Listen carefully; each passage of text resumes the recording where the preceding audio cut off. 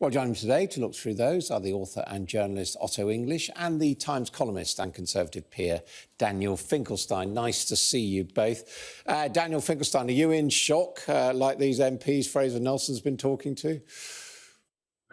No.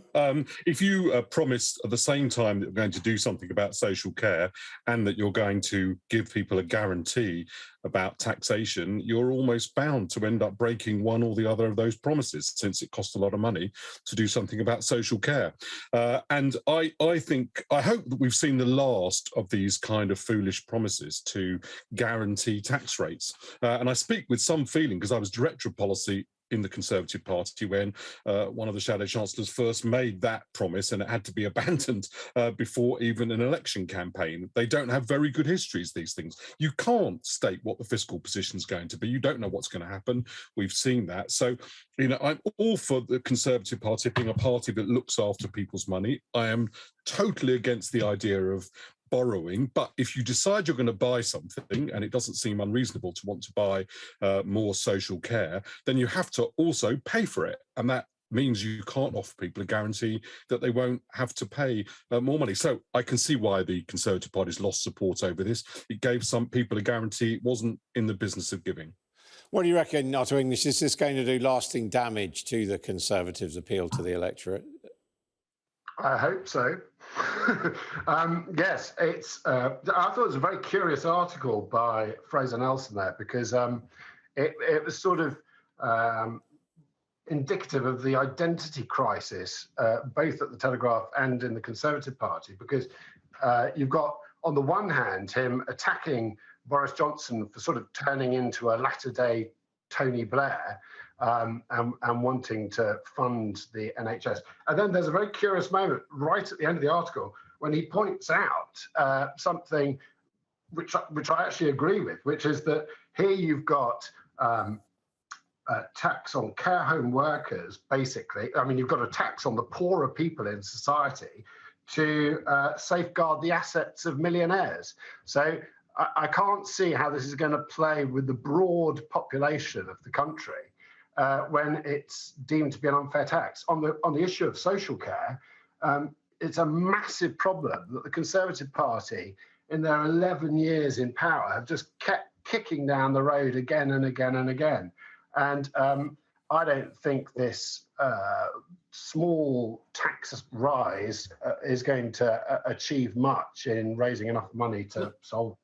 Well, can I just understand something, Otto? Because I don't really understand those two arguments put together. I mean, either you think that it's a waste of money, effectively, which is a little bit my inclination, to ensure the inheritance of people who've got a lot of money from a sort of, from a dementia tax, or you think we shouldn't, or you think we shouldn't.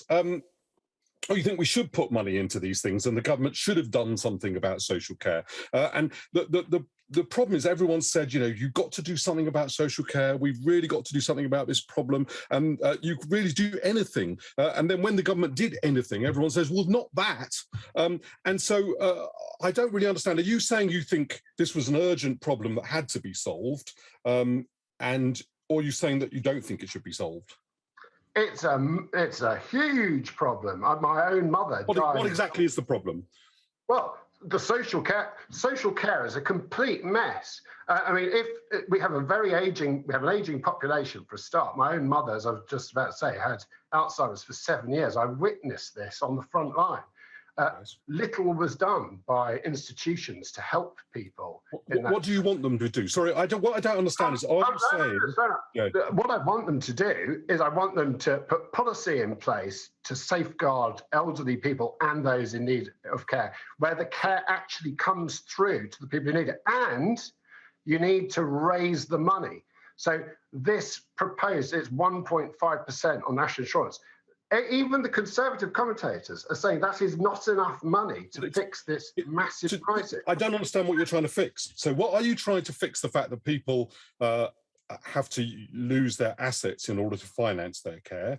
Or are you trying to fix the standard of the care that people who receive care through the state at the moment receive? And those are very different problems and require different quantities of money.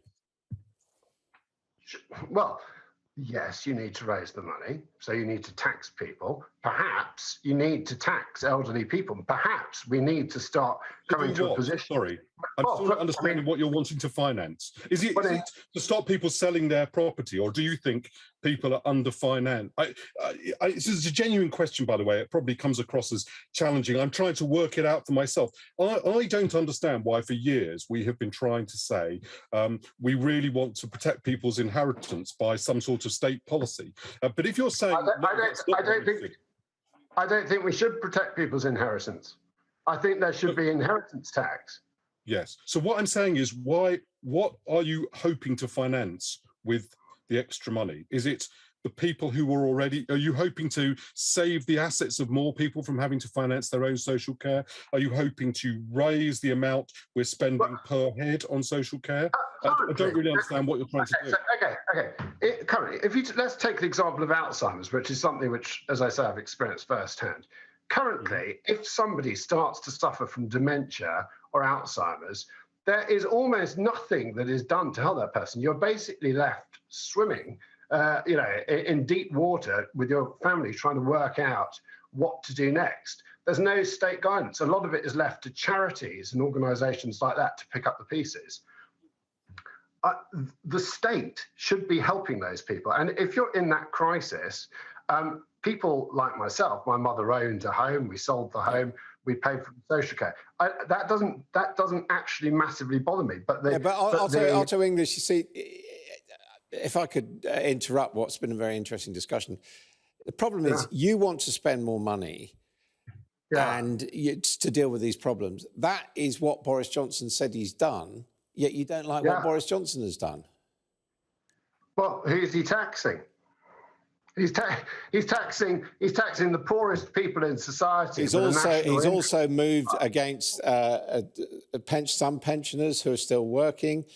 He's looked at dividends on shares. So there are, and as we know from the analysis, the top wage earners will pay the bulk of this tax. So what's wrong with that?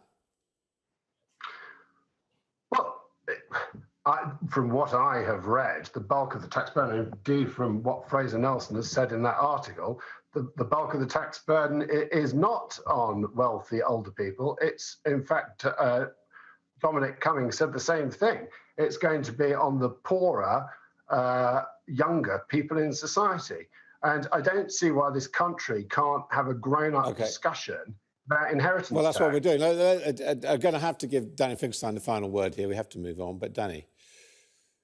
Well, I sympathise a lot with what Otto's saying, because I think the Conservative Party got itself into this fix by promising to guaranteeing people's tax rates. But in truth, if we're going to buy this new thing, which Otto wants to do, we're going to have to get the money, and it's an illusion that you can get all of that money only from well-off people who've got lots of it. OK, thank you both very much indeed for joining us. Fascinating stuff. You're watching All Out Politics. Coming up next.